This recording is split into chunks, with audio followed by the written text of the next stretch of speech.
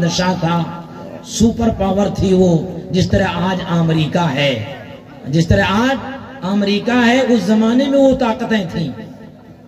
حضور صلی اللہ علیہ وسلم نے خط لکھا، اس خط کے مضمون کو پڑھ کر اس نے کہا اچھا یہ کون پیدا ہو گیا ہے جو ہم سے کہہ رہا ہے یا تو اسلام قبول کرو، اسلام نہیں قبول کرتے ہو تو جزیہ ٹیکس دے کر کے ہمارے ماتحتی میں ہو جاؤ، ورنہ پھر جنگ کے لیے تیار ہو جاؤ ایسی قوم کے ساتھ جو قوم موت کو ایسا چاہتی ہے جیسا تم زندگی کو چاہتے ہو۔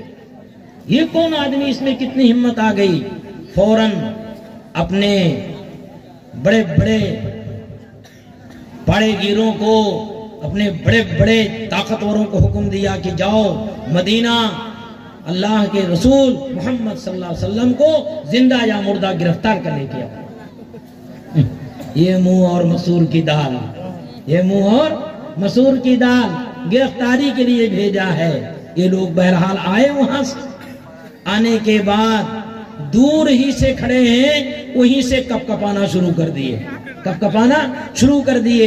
حضور نے کہا کیا بات ہے، ان سے پوچھو یہ کس لیے آئے ہیں؟ انہوں نے کہا حضور یہ آپ کو زندہ یا مردہ گرفتار کرنے کے لیے آئے ہیں۔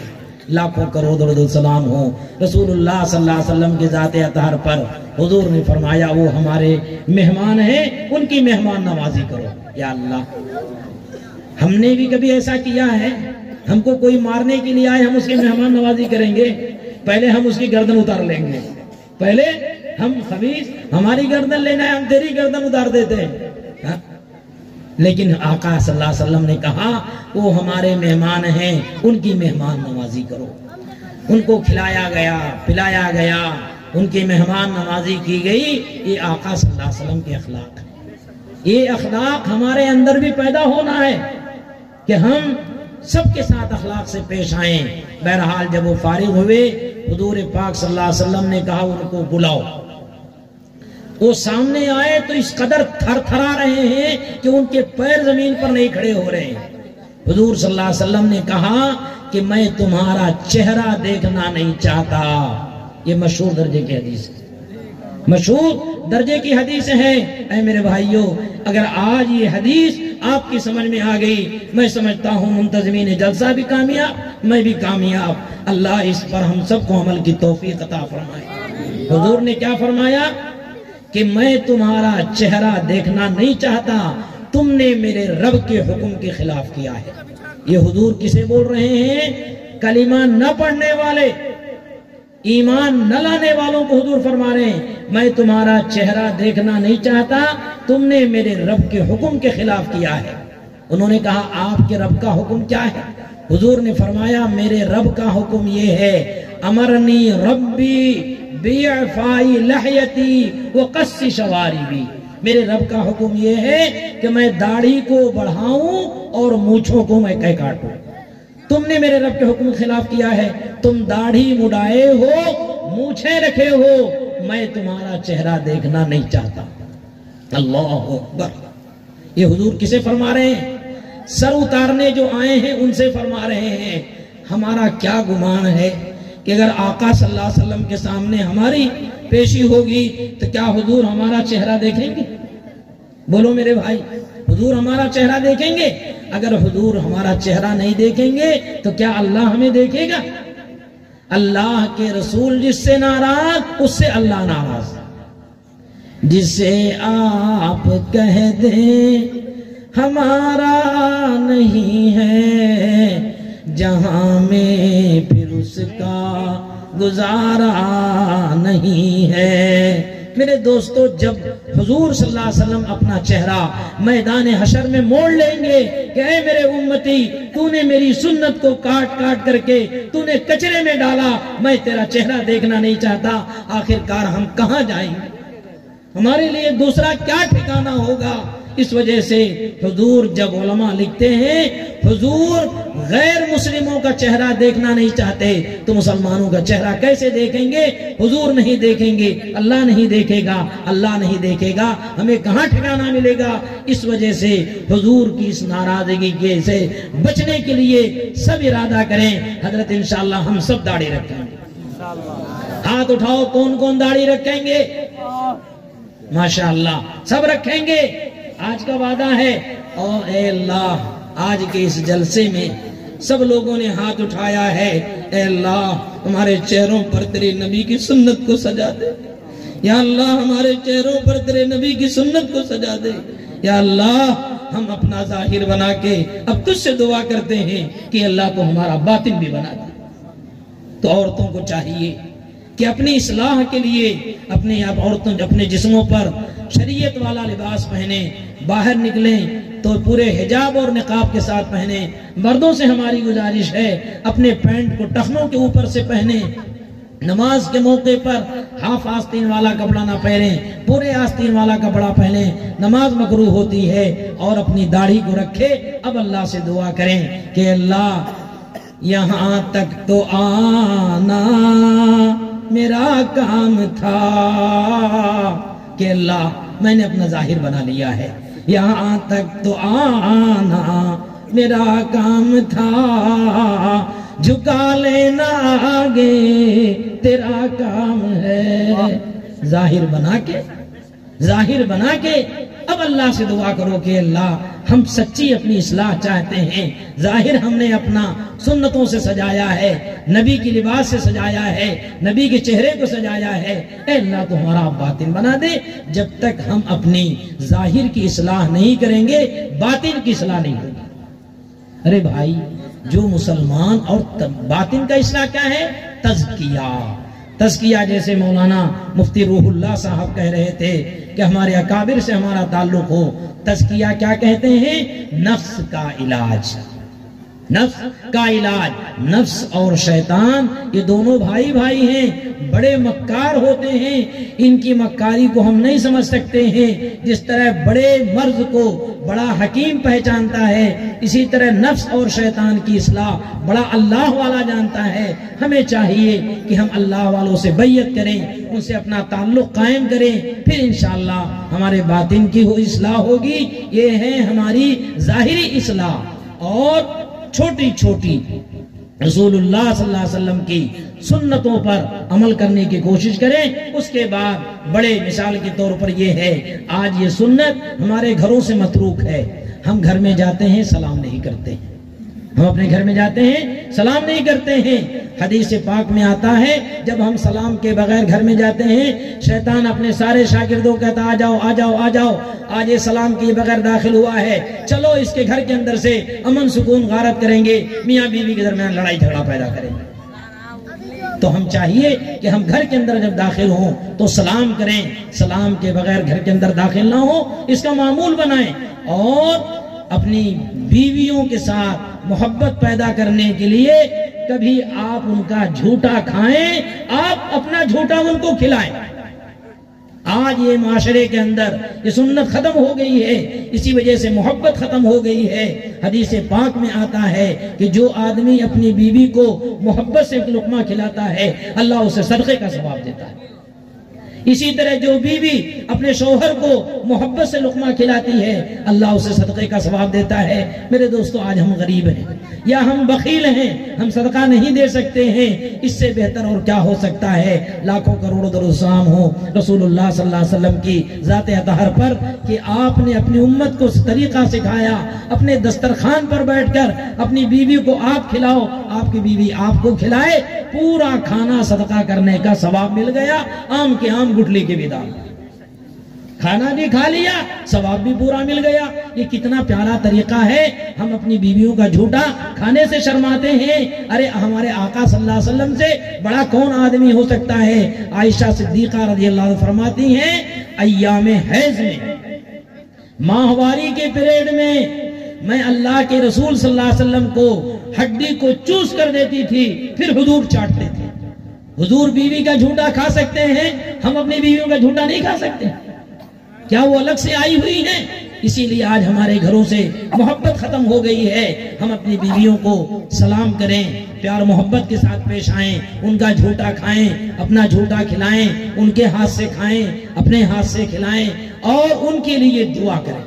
और बीवियां हमारी जो बेचारी हमको पका के खिलाती हैं, आप उनका शुक्रिया अदा करें, उनकी आप तारीफ करें, सिर्फ उनको गालियां ना दें کہ عیسا نہیں بنائی، ویسا نہیں بنائی، نمک زیادہ کر دیا، مرچ زیادہ کر دیا. تم پکاؤ 10 دن تک، دیکھو نانی کیسا مرے گی. ہاں نانی کیسا مرے گی بیچاری. ہم تو عورتوں کے لیے ہمیشہ میں دعا کرتا ہوں. میں نے اپنے بزرگ کا معمول سنا کہ حضرت جب اپنے گھر میں کھاتے تھے تو وہ دعا پڑھتے تھے جو مہمانوں کی یہاں پڑھی جاتی ہے. مہمان کے یہاں کیا ہے؟ اللہم اطعم من اطعمنی واسقی من سقانی. اللہ جس نے مجھے کھلایا تو اسے کھلا، جس نے مجھے پلایا اللہ تو اسے پلا. یہ ہے دعا. تو ان سے پوچھا گیا حضرت آپ یہ دعا یہاں پڑھ رہے ہیں؟ کہا رہے یہ دعا میں اپنی بیوی کی نیت سے پڑھ رہا ہوں. تو بیچاری پکا کے نہ کھلاتی تو ہم کیسے کھاتے؟ تو ہمیں اپنی بیویوں کی ہمت افزائی کرنا چاہیے اور ان کی تعریف کر دینا چاہیے. ہمیشہ ان پر تنقید نہیں کرنا چاہیے. جب کبھی غلطی ہو جائے درگزر کر دیں، پیار محبت سے سمجھا دیں، اچھا کام کریں، تعریف کر دیں. یقین مانیے اشرف علی تھانوی رحمت اللہ علیہ نے لکھا ہے آپ اپنی بیوی کو 1 لاکھ روپیہ دے دو اتنا خوش نہیں ہوگی جتنا اس کے اچھے کاموں پر تعریف کرو. اس کے اچھے کاموں پر تعریف کرو. ماشاءاللہ آج تم نے گھر بہت اچھا پاک کیا ہے، ماشاءاللہ آج تم نے ہمارا کپڑا بہت اچھا استری کیا ہے، ماشاءاللہ آج تم نے بہت اچھا کھانا پکایا ہے. تعریف کرو، انشاءاللہ دیکھو خوش ہو جائے گی. یہ عورتوں کی فطرت ہے کہ ہم ان کی تعریف کریں. اگر کبھی غلطی ہو جائے وہ بھی جو ہے ہماری طرح ہے، ڈانٹنے ڈپٹنے کے بجائے پیار محبت کے ساتھ کہ آج یہ چیز ہو گئی ہے. پھر دیکھو گھروں کے اندر کیسی محبت پیدا ہو گئی. آج ہمارا معاشرہ کیا ہے؟ باہر دیکھے تو بزدل کی طرح رہتا ہے، گھر میں جاتا ہے تو شیر کی طرح جاتا ہے. تیری شیری پر ہاں باہر بزدل کی طرح پھرتا ہے، گھر میں شیر کی طرح جاتا ہے. بیویوں کو مارتے ہیں ہم. یاد رکھو حضور نے فرمایا بیوی کو مارنے والا بزدل ہوتا ہے. بیوی کو مارنا نہیں چاہیے. وہ مارے گا، مارنا تو کس سے؟ مسواک سے. مسواک سے مار سکتے ہیں. مسواک ہے کہاں ہمارے گھروں کے اندر؟ مسواک ختم ہو گئی. مسواک ختم ہو گئی. جبکہ یہ مسواک ہمیشہ ہمارے ساتھ رہنا چاہیے تھا. مسواک ہمیشہ ہمارے ساتھ رہنا چاہیے تھا. برش کا کوئی فائدہ نہیں، سب کے گھر کے اندر ہے. مسواک کے ہزاروں فائدے آج مسلمانوں نے چھوڑ دیا. مسواک ہمیشہ ساتھ لے کے چلو. دیکھو الحمدللہ سفر میں ہوں، حضر میں ہوں، ہمیشہ مسواک ساتھ رکھتا. مسواک ساتھ رکھو. یہ کتنی بڑی فائدے کی چیز ہے. آپ اب اس سے مار سکتے ہیں بیوی کو، بس اس سے اور علاوہ کسی چیز سے مار نہیں سکتے. ان کی تعریف کرنا چاہیے. تعریف سے کتنا خوش ہوتی ہیں. اشرف علی تھانوی رحمت اللہ علیہ نے ایک واقعہ لکھا ہے کہ حضرت کی ایک مرید تھے. حضرت کی دعوت دی کہ حضرت بہت دن سے ہماری فرمائش ہے کہ آپ گھر آئیے. بہرحال دعوت قبول کرنا سنت ہے. حضرت نے دعوت قبول کر لیا، گھر گئے اور جانے کے بعد کھانا کھایا اور حضرت خوش ہو کے بہت تعریف کیے. واقعی ماشاءاللہ آپ کی دلہن نے بہت اچھا کھانا بنایا ہے، اللہ ان کو جزائے خیر عطا فرمائے. حضرت نے جیسے تعریف کیا بیوی بیچاری رونے لگی. ایسا زور زور سے رونے لگی جس طرح بچے روتے ہیں. حضرت نے کہا خیریت تو ہے گھر میں، کیا بات ہے اس قدر کیوں رو رہی ہیں؟ بہرحال شوہر نے جا کے پوچھا تو بیوی نے کہا حضرت آج شادی ہوئے ان کے ساتھ میرے 20 سال ہو گئے.